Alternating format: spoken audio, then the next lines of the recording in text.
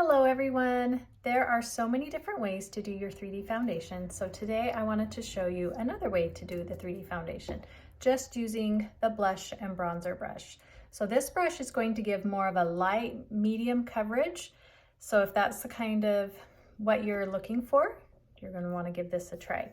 But before I even do my makeup, I make sure I use the moisturizer before. If you have oily skin, you might not want to do this. I do it right after I get out of the shower so it has some time to work into my skin. And then because our creams don't have sunscreen in them, I like to use sunscreen, and this is the sunscreen that I use, and I put it on my face before I do my makeup. But I make sure to let everything sit in for a little bit. You will find that that slips and slides if you moisturize too soon, if you don't need it. So you really just need to play around with what you like. So because the blush and bronzer brush is so big, I like to use the smaller end of it. You can see that. And I like to, normally I would start with my contour, but I'm going to start with my highlight shade. So I'm going to tap into my highlight shade. And I'm just putting this one on my nose and my chin first, because I need two different highlight shades. So next I'm going to go to my other highlight shade. You might not have two highlight shades, which is just fine. That's what's so great about this makeup, is that it's personalized to your skin tone. So this, I'm using pressing motions as I spread the makeup around. So I can already tell that it's evening out my skin tone when I compare the two sides. I'm leaving that contour side, the contour area, mostly no highlight color or foundation color on it, because I'm going to put my contour right there. Okay, so this just makes it really fast and easy because the brush is so big. You just want to be careful that you're not using too much product. So I'm pressing, I'm just putting it everywhere. This brush is definitely too big for the under eyes, so I'm not using it for my under eyes. So before I do my under eyes, I'm going to finish up with this brush, and this is where I'm going to go to my contour, which is the darker color. Contour adds shadow, and you don't want it to be too big, so I like to squeeze this blush and bronzer brush together, and then I'm going to find that cheekbone, come up to that hairline, and just draw that on. So you want to be able to see that contour line. Don't let it scare you. If you can see it, we're just going to blend it out. So I'm just putting that right here on my forehead, and then just dragging it down. And then I did my cheek, and then you can also do that jawline. Just make sure you drag that down, because you don't want to have any lines. So I'm just blending that down, and I'm gonna just blend really quick that on my forehead. So that looks pretty good. I don't feel like I see a line. So you don't want any lines with the makeup. Okay, next I'm going to go to my, before I set down the brush and do my under eyes, I'm gonna dip into my cheek color. And I'm gonna just use that small side again. And I'm gonna just place that cheek color. That was kind of a lot.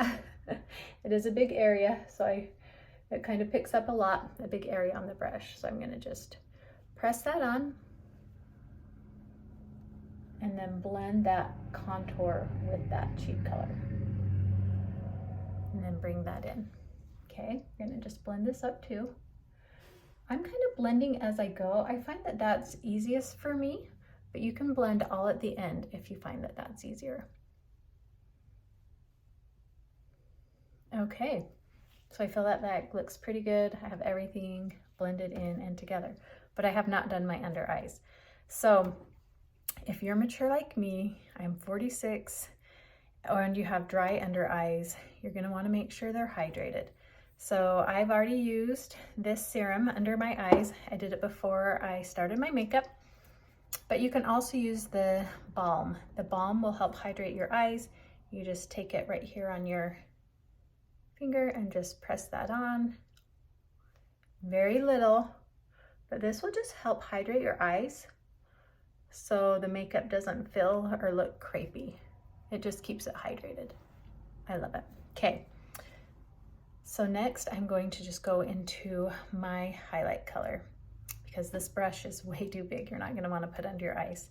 So I like to do this, and I have just a little bit on my finger, and I'm going to just tap that on. And I feel like I put quite a bit under on that finger. With the under eyes, you wanna be so careful, but using your finger will help you be careful with that. So for me, I have these two highlight shades in my palette because I feel like I like extra coverage. So I'm just using that darker one right here, and I'm just pressing that on. And you can see that it's starting to cancel out and it's giving me some coverage. And then I'm gonna go over to this color. And I'm gonna keep that, I keep it down and then I bring it up. And then get them together, right? Blend them together.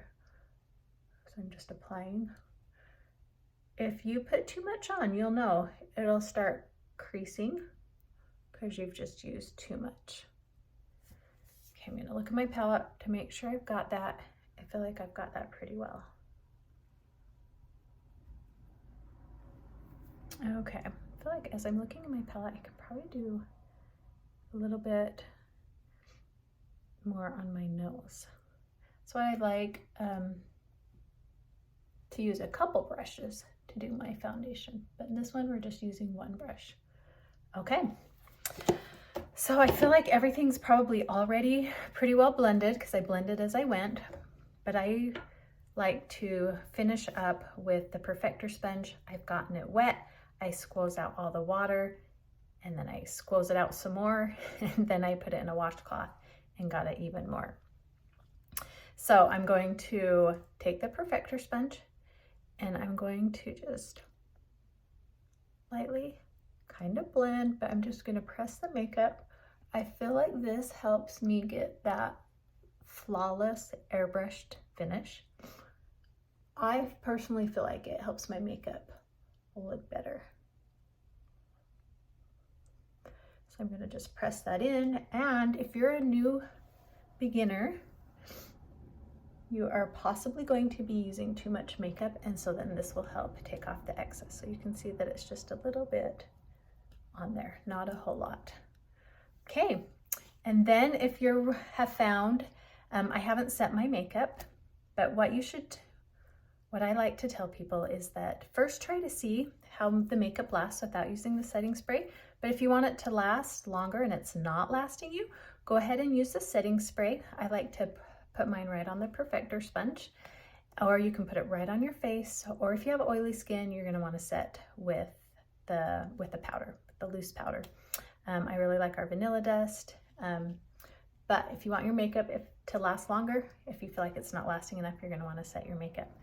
But that is how you use the blush and bronzer brush to do your makeup. You could put the blush on with this side. I just chose not to, but if you have any questions, be sure to let me know, and I'm here to help you. Thanks for watching.